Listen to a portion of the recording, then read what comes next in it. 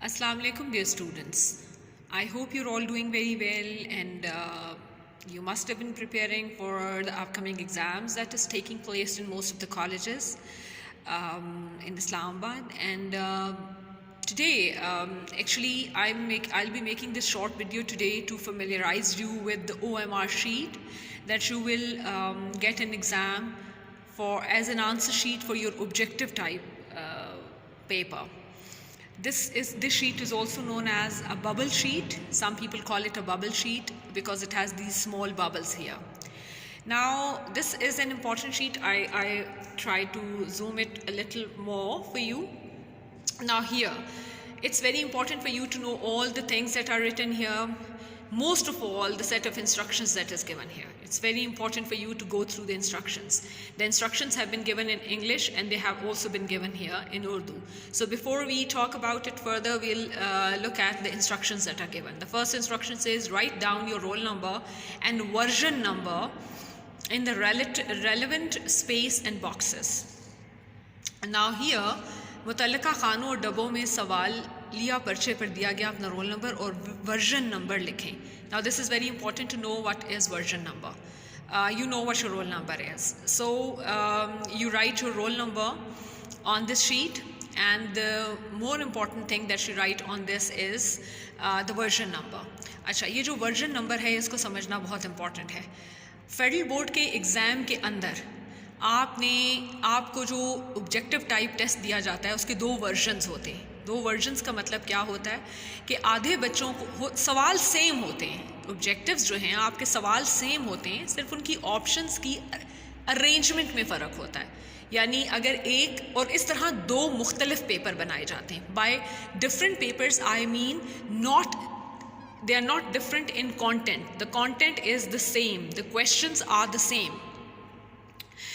Questions का जो sequence है वो भी सेम होता है. जो फर्स्ट क्वेश्चन है वो सब पेपर्स में दोनों वर्जन्स में सेम होगा, लेकिन फ़र्क सिर्फ ये होता है कि एक वर्जन के अंदर जो ABCD ऑप्शंस हैं वो दूसरे वर्जन के ABCD ऑप्शन से इस तरह मुख्तलिफ होते हैं कि जो एक वर्जन में A पे था वो दूसरे वर्जन में C पर हो सकता है, जो एक वर्जन में B पर है वो दूसरे वर्जन में A पर हो सकता है. यानी अरेंजमेंट ऑफ ऑप्शंस मुख्तलिफ होता है. अब अरेंजमेंट ऑफ ऑप्शंस के मुख्तलिफ होने से होता क्या है, अरेंजमेंट ऑफ ऑप्शंस के मुख्तलिफ होने से उससे होगा ये कि अरेंजमेंट ऑफ ऑप्शंस के मुख्तलिफ होने से आपके जो आंसर्स हैं वो डिफरेंट हो जाएंगे.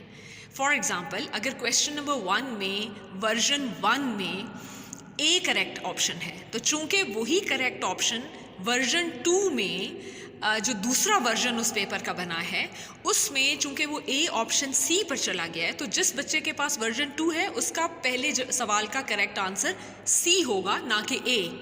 तो ये दो तरह के पेपर्स बनाए जाते हैं, दो ही वर्जन्स होते हैं. कभी कभी दो से ज़्यादा भी हो सकते हैं, 3 और 4 भी हो सकते हैं.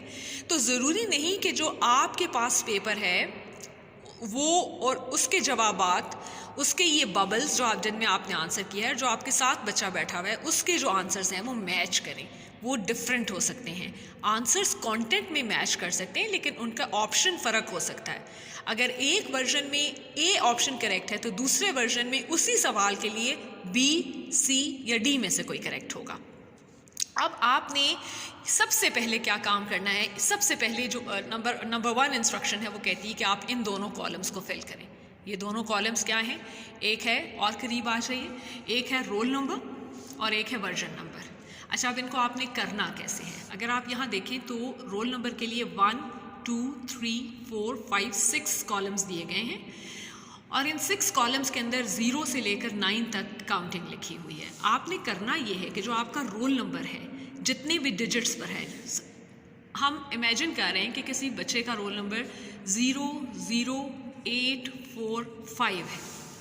अब 8451 है लेट्स से. वो बच्चा अपना रोल नंबर कैसे यहाँ पर लिखेगा इस रोल नंबर्स वाले में. सबसे पहले है 0, तो वो पहले वाले में 0 को फिल कर देगा. ये देखें, ये एक बबल है इस तरह का, ठीक है. इस बबल को आपने कम्प्लीटली फिल करना होता है, जिसका मतलब है आपने इसको करेक्ट किया है, इसको चूज़ किया है। तो इस पूरे, चूंकि पहला डिजिट 0 है तो पहले कॉलम में आपने 0 को यूँ कर लिया, दूसरे कॉलम में आपके पास दोबारा 0 है, दोबारा 0 को आप डार्क कर दें। फिर है 8, अब थर्ड लाइन में आप 8 को डार्क करेंगे। नेक्स्ट है 4, अब आप नेक्स्ट लाइन में 4 को सर्कल करेंगे। फिर है 5, अगले में आप 5 को सर्कल करेंगे। इस तरह करके आप, ये हमने एक यहाँ छोड़ दिया, अगर इसको भी हम कर देते तो ये पूरा हो जाता। अच्छा, इस तरह आपने, क्योंकि ये एक सैम्पल शीट है मेरे पास, तो आप देख रहे हैं कि थोड़ी ज़्यादा ब्लैक है क्योंकि फ़ोटो कॉपी हुई है, या फॉर दैट मैटर साइक्लोस्टाइल हुई है। आपके पास जो शीट्स आएंगी वो बड़ी क्लियर और अच्छे हाल में होंगी। अच्छा, अब आपने सबसे पहले यहाँ पर अपना रोल नंबर लिखा। अब ये जो ऊपर कॉलम्स बने हुए, आपने यहाँ 0 को किया तो यहाँ 0 लिख दें, यहाँ 0 को किया 0 लिख दें, 8 4 5 1। यहाँ आपने ये जो छोटे कॉलम्स हैं इनमें अपना रोल नंबर लिख दिया, और जो नीचे ये थे इसमें आपने उनको उन्हीं डब्बों को फिल कर दिया जो ऊपर नंबर लिखा है। अब यहाँ 1 लिखा है तो इसके 1 डब्बे को फिल कर दिया, यहाँ 5 लिखा है इसके 5 को फिल किया, यहाँ 4 लिखा है इसके 4 को फिल किया, यहाँ 8 लिखा है इसके 8 को फिल किया। इस तरह करके आपने उन बॉक्सेस को फिल कर दिया। अब आ जाइए वर्जन नंबर पर। वर्जन नंबर आपका 1 2 3 4 ये वर्जन नंबर्स हो सकते हैं, इवन 5 हो सकता है, 6 हो सकता है, जितने भी वर्जन उन्होंने पेपर के बनाए हैं। लेकिन आपके पास जो वर्जन आया है ऑब्जेक्टिव टाइप का, अब सवाल ये पैदा होता है कि आपको वर्जन मिलेगा कहाँ से, आपको कैसे पता चलेगा कि आपके पेपर का वर्जन नंबर क्या है। तो जो क्वेश्चन पेपर होगा ऑब्जेक्टिव टाइप, उसके ऊपर वर्जन नंबर लिखा हुआ होगा, आपने गौर से पढ़ना है। और अगर आपको ना मिले या समझ ना आए तो आप एग्जामिनर जो वहाँ पर इन्विजिलेटर हैं, आप उनकी हेल्प ले सकते हैं। यू कैन आस्क देम कि जी मुझे बता दें मेरा वर्जन नंबर कहाँ लिखा है। नॉर्मली यहाँ पर पेपर के ऊपर ब्रैकेट्स में लिखा होगा वर्जन 1 2, 1 भी हो सकता है, 2 भी हो सकता है, कुछ भी लिखा हुआ होगा। अब यहाँ पर अगर लेट्स से आपका वर्जन नंबर है 2, तो आप क्या करेंगे 0 0 0 2, ठीक है। यह आपने अपना वर्जन नंबर लिखा, और अब आप रिस्पेक्टिव कॉलम्स में उन्हीं नंबर्स को डार्क कर दें। यहाँ 0 को डार्क कर दें, यहाँ भी 0 को डार्क कर दें, यहाँ भी 0 को डार्क कर दें, यहाँ 2 को डार्क कर दें। ये अब आपने अपना वर्जन नंबर यहाँ लिख दिया है। OMR शीट का नंबर आपको दिया जाएगा, वो आपने वहाँ पर वो ऑलरेडी लिखा हुआ होगा। OMR शीट का नंबर मोस्ट प्रॉबेबली वो लिखा होगा, आपको लिखने की ज़रूरत नहीं है। FIC नंबर जो है ये ऑफिस रूल्स के लिए, इससे आपका कोई काम नहीं है। आंसर स्क्रिप्ट नंबर जो है ये आपको, जो आपकी आंसर शीट है, इस OMR शीट के अलावा जो आपको एक आंसर शीट दी जाएगी जिस पर आप अपना बाकी सब्जेक्टिव पेपर करेंगे, उसका नंबर आपने यहाँ पर, जो भी उसका नंबर है वो उसके ऊपर लिखा हुआ होगा, उसकी स्टैम्प्ड फॉर्म में लिखा हुआ होगा, उसको आपने लिख देना है। अब सबसे पहले आपने पहली इंस्ट्रक्शन पढ़ी और उसके मुताबिक आपने काम किया। दूसरी इंस्ट्रक्शन ये कहती है रोल नंबर और वर्जन नंबर के लिए मुतल्लिका दायरे यानी बबल्स भी पुर करें। Also fill the relevant bubbles for roll number and version number correctly. ये हमने इन बबल्स को भी फिल कर दिया, जो आपका वर्जन नंबर रोल नंबर था उसके मुताबिक हमने इन डब्बों को फिल कर दिया, बबल्स को। तीसरी कहती है बाकी खाली जगहों को भी दुरुस्त तरीके से पुर करें। Also fill the remaining blank spaces correctly. अब रिमेनिंग ब्लैंक स्पेसेस ये हैं आपके पास, इनको भी देख लेते हैं कि हम कैसे फिल इन करेंगे। सबसे पहले सब्जेक्ट में आपने क्लियरली लिखना है इंग्लिश कंपल्सरी, ठीक हो गया। फिर है पेपर, पार्ट 1 का है या पार्ट 2 का है, टिक द रेलेवेंट। अगर लेट्स से आप फर्स्ट ईयर का एग्जाम दे रहे हैं, आप पार्ट 1 को यूं टिक कर दें और इसको आप क्रॉस आउट कर दें। अगर आप 2 का दे रहे हैं तो सिमिलरली 2 को क्लिक करें और 1 को वो कर दें। कैंडिडेट सिग्नेचर, यहाँ आपने अपने सिग्नेचर्स कर दिए। याद रखें कि जो आपने सिग्नेचर्स करने हैं वो सिर्फ इतनी सी जगह पर हैं, और उसके बाद इन्विजिलेटर सिग्नेचर कौन से हैं, जो इन्विजिलेटर होगा वहाँ पर वो साइन करेगा। इस खाने में आपने कुछ नहीं करना, जो इन्विजिलेट कर रहा है एग्जाम को वो इस खाने को पुर करेगा। अच्छा, अब यहाँ पर आपने वर्जन नंबर, जो वर्जन नंबर आपने यहाँ लिखा था उसको दोबारा आपने यहाँ पर एक दफ़ा रिपीट कर दिया। आई रिपीट, आपका वर्जन नंबर आपके इस ऑब्जेक्टिव टाइप पेपर के ऊपर दिया हुआ है, आपको उसको ढूंढना नहीं है। आप अगर आपको नहीं मिल रहा ऑब्जेक्टिव टाइप के ऊपर अपना वर्जन नंबर, तो आप पूछ लीजिए इन्विजिलेटर से, लेकिन गलत मत लिखें। देखें, ये बहुत ज़रूरी है, सबसे ज़रूरी इस पूरे में 2 ही चीज़ें हैं। वैसे तो सब कुछ ज़रूरी है, करेक्ट आंसर करना भी ज़रूरी है, लेकिन होता क्या है नॉर्मली, जो मैं आपको बताना चाह रही हूँ, अगर आपने वर्जन नंबर नहीं लिखा, देखें हर वर्जन के आंसर्स फ़र्क हैं। अगर वर्जन नंबर 1 के अंदर A पहले का ए करेक्ट था, दूसरे का सी करेक्ट था, तीसरे का बी करेक्ट था, तो वर्जन 2 के अंदर बी करेक्ट होगा यहाँ पर भी बी करेक्ट होगा, यहाँ पर डी करेक्ट होगा, हो सकता है यानी। तो अगर आपने वर्जन नंबर नहीं लिखा और सिर्फ ये करेक्ट आंसर्स कर दिए हैं तो आपके एग्जामिनर को नहीं पता आपने किस वर्जन पे ये आंसर्स करेक्ट किए हैं। अब वो आपका पेपर चेक नहीं कर सकता, वो जान नहीं सकता कि आप अगर आपने पहले में बी करेक्ट किया है तो क्या आपने वर्जन 1 के लिहाज से किया या वर्जन 2 के लिहाज से, तो आपका पूरा पेपर ज़ाया हो जाएगा अगर आप करेक्ट वर्जन नंबर नहीं लिखेंगे। So be very careful about it. Then again there is FIC number, leave it because this is for office use। अच्छा, अब आप अगली इंस्ट्रक्शन क्या है जी, अगली इंस्ट्रक्शन पे आ जाते हैं। Candidates are allowed to use blue और ब्लैक बॉल पॉइंट और मार्कर ओनली। अब आप देख रहे हैं पेंसिल से आपने इसको नहीं करना, उन्होंने आगे लिखा है use of lead pencil is strictly prohibited. क्यों? क्योंकि वो इरेज हो सकते हैं, कोई उनको इरेज कर दे या वो खुद इरेज हो जाए। दूसरा, कंप्यूटर, ये जो चीज़ होती है ना, ये कंप्यूटर रीडेबल होती है, कंप्यूटराइज्ड मार्किंग के लिए होती है, तो फिर कंप्यूटर हो सकता है पेंसिल को रीड ना करे। हर सवाल क्या कहते हैं, उम्मीदवार को सिर्फ नीला या काला बॉल पॉइंट या मार्कर इस्तेमाल करने की इजाज़त है, सिक्के वाली पेंसिल इस्तेमाल करने की कतन इजाज़त नहीं है। आपने पेंसिल यूज़ नहीं करनी और आपने ब्लू और ब्लैक इंक के अलावा कोई और इंक, कोई और कलर यूज़ नहीं करना। अच्छा, एक ऑप्शन हम छोड़ गए, number 4, choose the correct answer A, B, C और D by filling the relevant bubble for each question. हर सवाल का दुरुस्त जवाब A, B, C, D मुंतखब करके